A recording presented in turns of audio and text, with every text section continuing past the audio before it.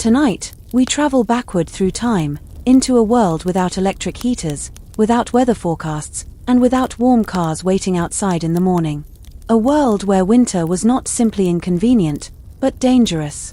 For thousands of years, travelers crossed snowy forests, frozen rivers, mountain passes, and endless roads of ice, carrying little more than blankets, lanterns, dry bread, and hope.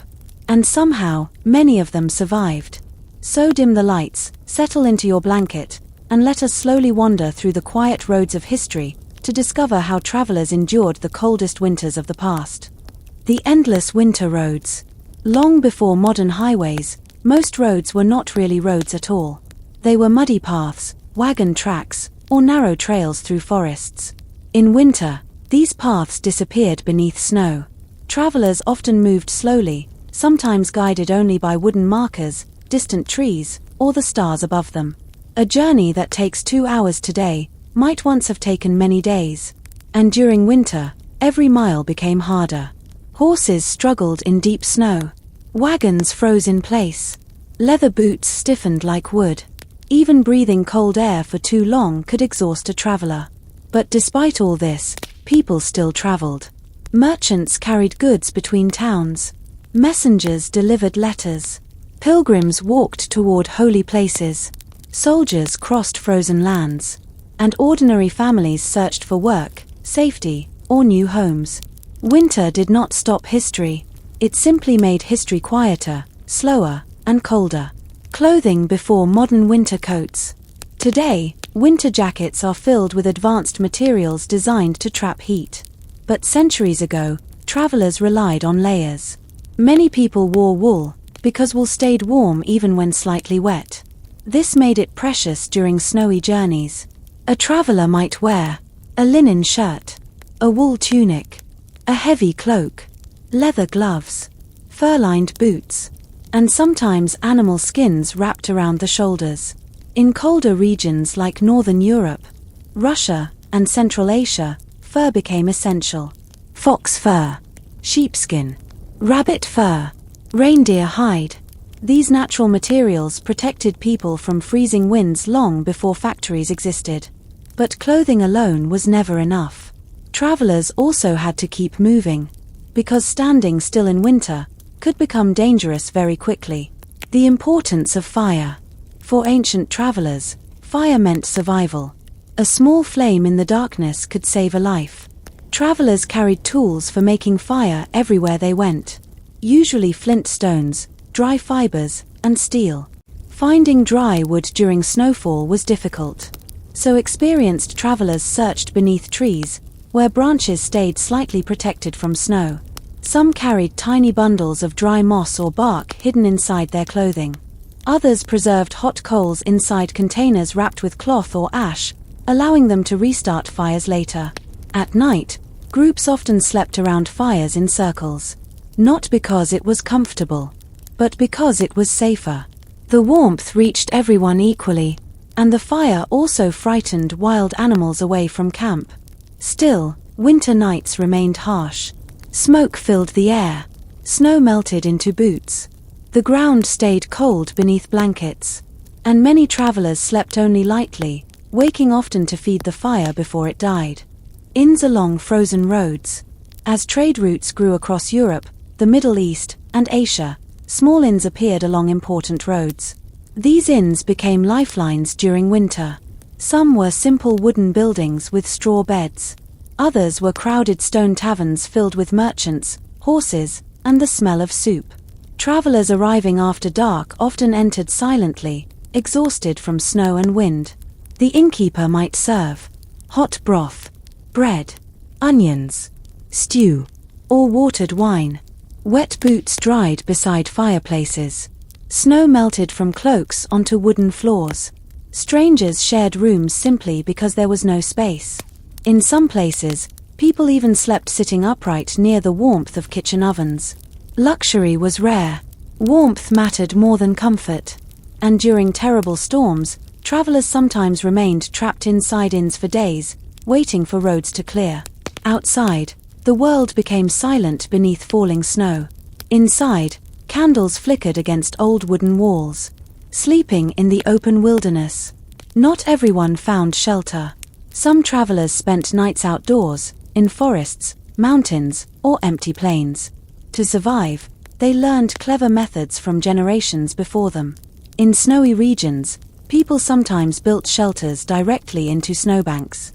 Snow may seem cold, but packed snow can trap warmth surprisingly well.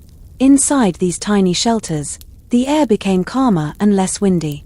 Others slept beneath wagons, wrapped in heavy cloaks beside weak fires. Nomadic groups across Central Asia carried portable homes made from felt and wood. These round tents, warmed by small stoves, protected travelers from bitter winter winds.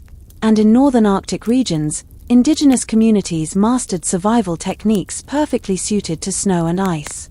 Their clothing, tools, and shelters were carefully designed through centuries of experience. To outsiders, these frozen lands appeared impossible to survive. But for those who understood winter deeply, survival became part of daily life. Food for cold journeys. Winter travel required enormous energy. The body burned calories quickly just to stay warm. So travelers ate foods that lasted a long time. Hard bread, dried meat, salted fish, cheese, nuts, oats. Sometimes thick soups were prepared before journeys and reheated whenever fires could be made. Warm drinks were especially important. Even simple hot water could comfort exhausted travelers.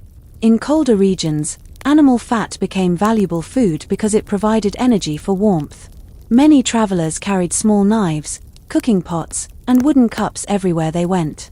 Meals were simple. But after walking through snow all day, even plain soup tasted wonderful. Dangerous winter storms.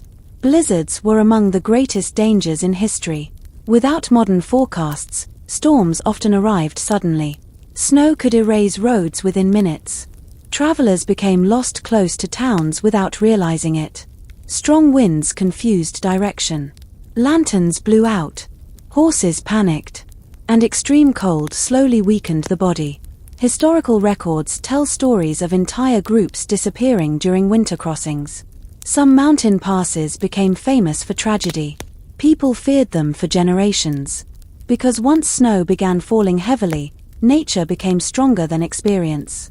During terrible winters, bells were sometimes placed near roads or monasteries. Lost travelers could follow the sound through fog and snow toward safety.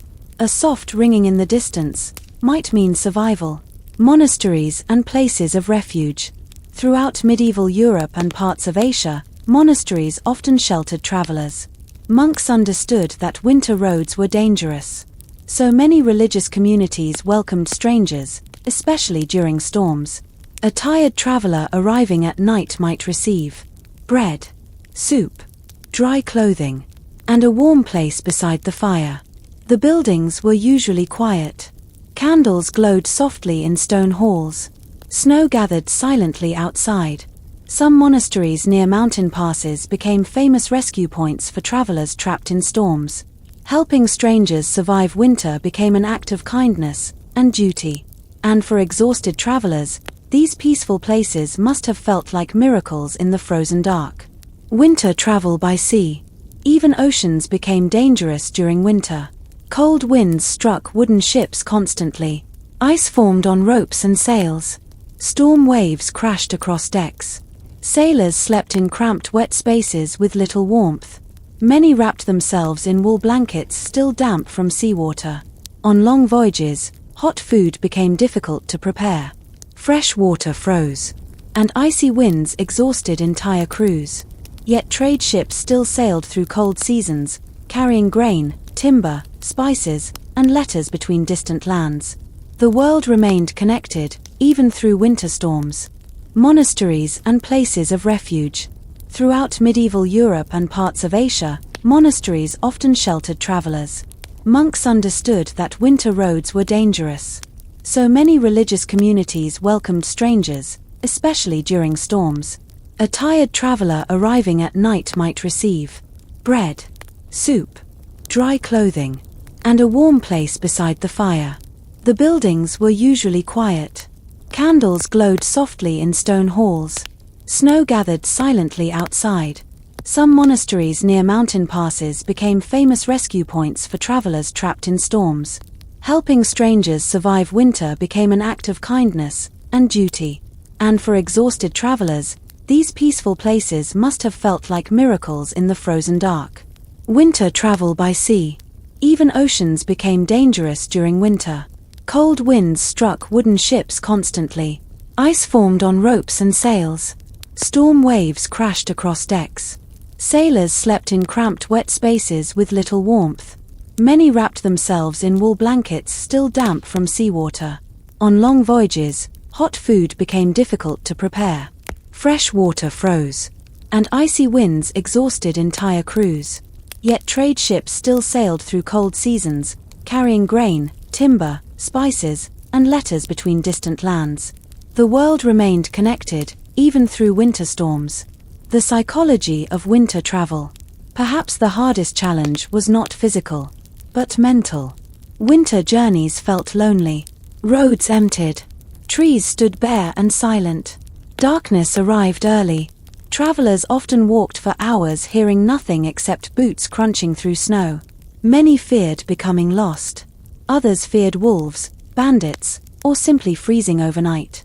So stories became important. Travelers shared legends around fires. Tales of haunted forests, protective spirits, hidden villages, and miraculous rescues. Stories helped people stay calm during long nights. And perhaps, storytelling itself became another form of warmth. A slower world. Today, winter usually means warm houses, heated cars, weather apps, and thick blankets waiting at home. But for much of human history, winter travel demanded patience, resilience, and courage. People moved more slowly then. Roads were quieter, nights were darker, and survival depended on preparation, community, and experience passed carefully from one generation to the next. The travelers of history did not conquer winter. They simply learned to live beside it, to respect it, to move carefully through it. And perhaps, there is something peaceful in imagining those distant roads tonight. The soft glow of lantern light on snow. The sound of wind outside an old inn. The crackling fire in a frozen forest. And weary travelers, slowly drifting to sleep beneath heavy wool blankets, while winter storms wandered quietly across the dark world outside.